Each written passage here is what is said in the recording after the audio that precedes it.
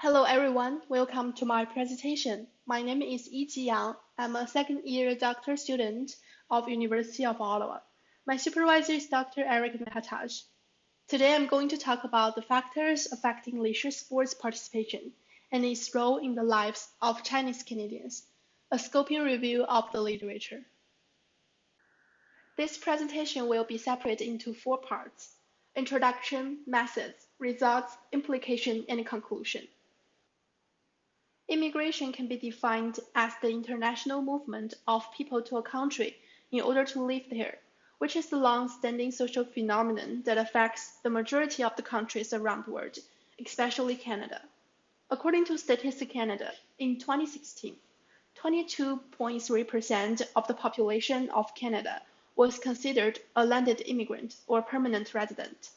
The majority of immigrants were born in Asia with approximately 7.5 million.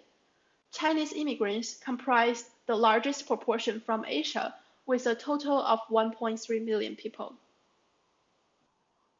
However, the number of differences was observed by the past research between Chinese Canadians and Anglo-Canadians from different perspectives when considering leisure sports participation, such as lack of sense of belonging, language problem, financial status, family culture, and most of past research has focused primarily on the economic implication on immigrants, but their leisure and lifestyle also played important role in the satisfaction of immigrants, which has been ignored. Immigrants must become familiar with their new surroundings and gain an understanding of the new differences culture. Sports participation has been shown to have a positive impact on technical improvement, physical health, psychological health, inclusive, and which in turn influence the quality of life. Research on leisure sports participation of Asians is still very rare. Identifying the determinants of adoption amongst immigrants can offer valuable insight into potential policy implications. Thus, we propose to address this gap by conducting a scoping review of the past 20 years of academic literature pertaining specifically to Chinese immigrants' participation within leisure and sports in Canada. Part 2: Research Method. The literature was understood by the leisure constraints framework. Intrapersonal constraints include stress, depression, religiosity, anxiety, perceived self-skills, and subject evaluation of the appropriateness of various leisure activities. In contrast, interpersonal constraints are the consequence of interpersonal interaction or the relationship between individuals' characteristics. For instance, individuals may experience an interpersonal constraints if they like a partner or friends to participate with them. Once interpersonal constraints has been overcome, people can then face structural constraints. This can act as intervening factors in the relationship between leisure preference and participation. Structural constraints include economic barriers, availability of time, access, and opportunity. As previously mentioned, the research conducted by this study enables constraining factors to be categorized into either intrapersonal factors, interpersonal factors, or structural factors. Scoping studies aim to map the literature on a particular topic or research area to provide an opportunity to identify key concepts, gap in the research, and the type of and source of evidence to inform practice, policy making, and research. Systematic review is a review of a clearly formulated question that use systematically and explicit method to identify, select, and critically appraise relevant research, and to collect and analyze data from studies that are included in the review. The differences between the three types of review addressed here. The research question is most narrow and focused for systematic reviews, and is often narrow for narrative reviews. In scoping reviews, the research question can be either narrow or broad, depending on the context. Risk of bias. Narrative reviews carry the highest risk of bias due to their lack of rigorous methodology. Systematic review carry the lowest risk of bias, but a well-conducted scoping review may borrow much of the systematic review methodology, and may therefore also be relatively unbiased. Comprehensiveness. Narrative review are really comprehensiveness as they do not involve a systematic research of the literature. Systematic review are highly comprehensive. In scoping reviews, the author are likely to have made a significant effort to be comprehensive, but this may be hard to achieve because the research question is broad. Methodology. Narrative reviews are qualitative scoping review are frequently, but not always qualitative, while systematic review can be either qualitative or quantitative. Standard reporting guidelines. These do not exist for narrative reviews. They do not formally exist for scoping reviews, although elements of systematic review reporting are being adopted. Systematic review follows strictly reporting guidelines in order to ensure reproducibility. In order to investigate factors affecting the participation of Chinese immigrants in leisure sports activity and identify gaps in the literature, the scoping review was chosen as the most appropriate methodology for this study, because scoping review offers a valuable tool for identifying gaps in current research, clarifying concepts, and investigating research conduct. For example, the goal of the scoping review was to understand the factors affecting leisure sports participation and its role in the lives of Chinese Canadians. In order to define what factors affecting leisure sports participation, such as intrapersonal, interpersonal, and structural factors on Chinese Canadians specifically, it can be particularly useful for combining the literature in disciplines with emerging evidence, as they are suited to addressing the questions beyond those related to effectiveness or experience of an intervention. Moreover, scoping review is also a pioneer to systematic reviews, which can be applied to confirm or report the relevance of inclusion criteria and the potential questions that address and inform practical in the field. The five-stage process has been proposed. First, identify research question. Next, identify relevant study or appropriate data source. Third, select specific inclusion or exclusion criteria. Fourth, review and conduct a critical appraisal of selected article. And finally, collect the results, summarize and report. There are three research questions has been identified. The primary research question in this study is what factors affect Chinese immigrants' leisure sports participation in Canada. The secondary research questions are what role does leisure sports play in the lives of Chinese immigrants? And finally, what strategies has been implemented and evaluated regarding leisure sports inclusion to this population? Identification of relevant study or appropriate data source.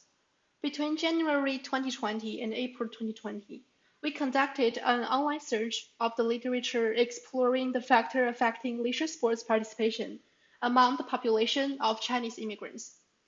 Our focus was articles that were published between January 1st, 2000 and December 31, 2019 that report or reviewed the Chinese Canadian immigrant sports or leisure sports participation.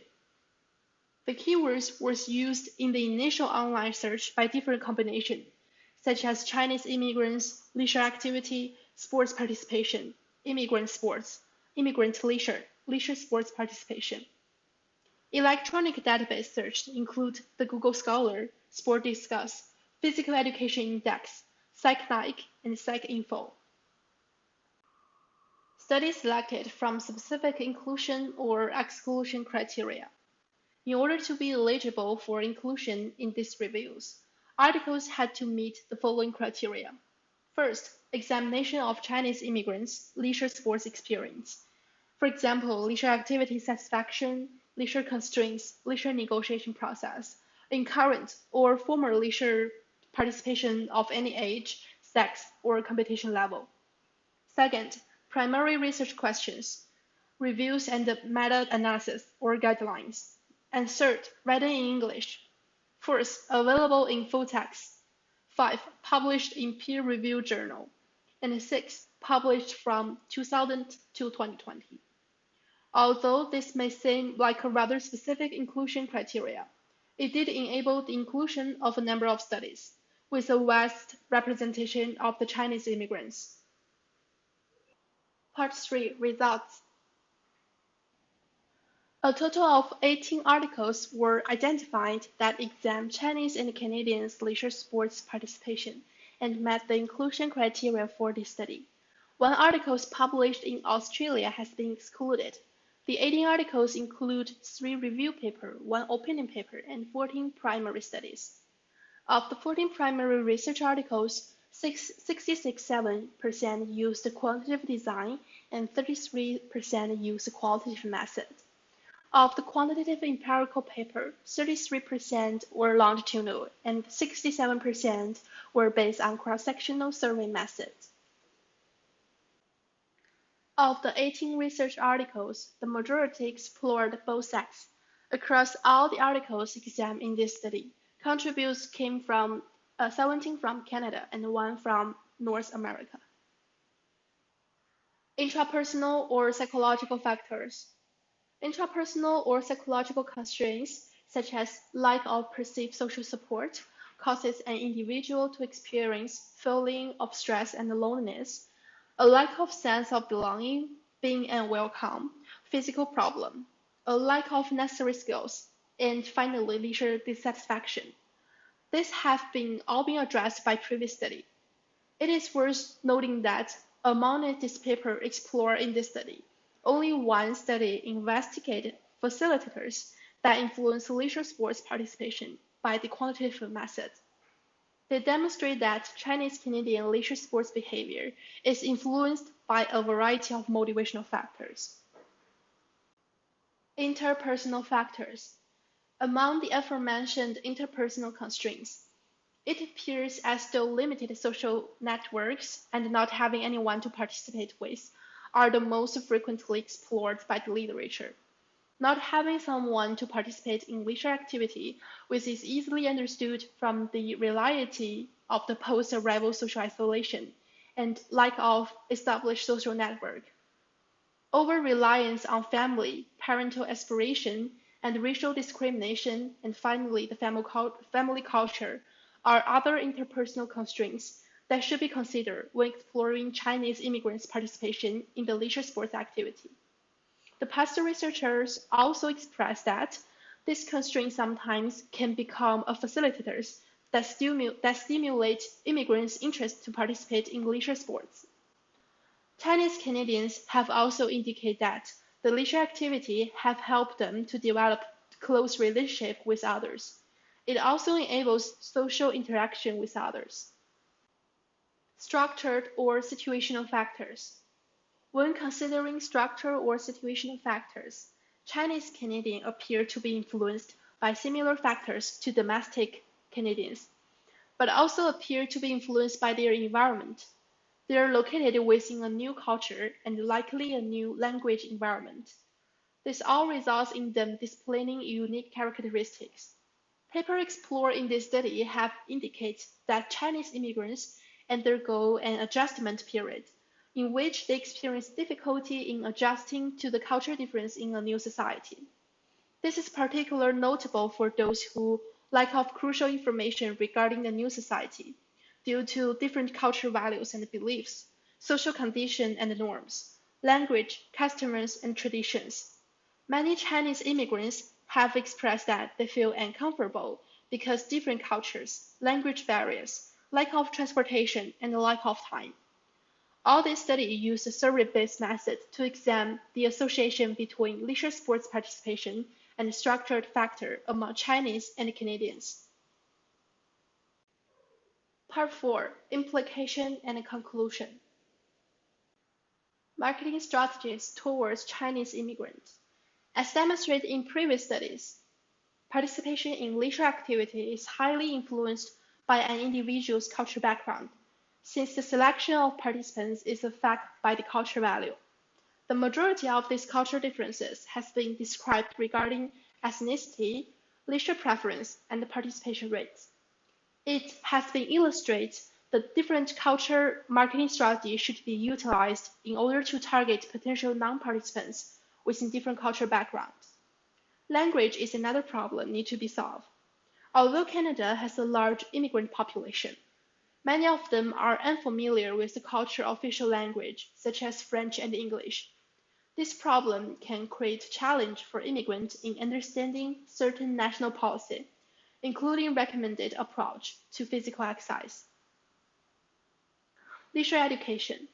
Leisure education is a process that contingent on both individual and key context. It is through this process that individuals become more confident and aware of themselves within the leisure context. They can develop skills necessary to participate in leisure activity and ultimately experience positive rewards from this leisure education. Leisure sports activity associated with the Asian culture. It is likely that their host country will have a different social norms and way of communicating, and therefore recreation activity can offer structured opportunities to establish sense of belonging and community. Through learning new skills and engaging in recreational activities, immigrants can slowly adapt to their new culture and interact with the wide range of individuals with different cultural beliefs or values. Multicultural recreation events. Enhancing community partnership is important in order to establish cross-cultural connections. Despite the city having a wealth of community partnership and opportunities, the level of collaboration with the partners could be enhanced to improve accessibility to immigrants. An alternative was raised to play video in multiple languages to facilitate understanding and inclusion. There are several implications and conclusions. First, research on Chinese Canadians are still limited. Second, only a few of the studies explored here appear to consider motivational factors. Third, intrapersonal factors played important role in leisure sports participation. Fourth, interpersonal and structural factors need to further explored. Finally, participation in leisure activities is highly influenced by an individual's cultural background. The goal of the scoping review was to understand the factors affecting leisure sports participation and its role in the lives of Chinese Canadians. It was determined that factors affecting leisure sports participation can be described as intrapersonal, interpersonal, and structural factors. It should be noted it is difficult to make definition statements about replication of results across time, context, and outcome. Furthermore, only a few of the studies explored here appeared to consider possible positive factors associated with Chinese Canadian leisure sports participation. Although there was an indication that structured factors did influence leisure sports behavior, no research provides clear evidence on Chinese Canadians specifically. Given the growing immigrant population in Canada, research in this area need more attention. Although Chinese immigrants in Canada do achieve a better quality of life, the process of assimilation and agriculture can hugely affect their leisure behavior in a number of ways. As previously described, immigration undergo a process adjustment to a new society. This adaptation period is necessary in order for immigrants to function in the new culture and to meet certain hope of succeed.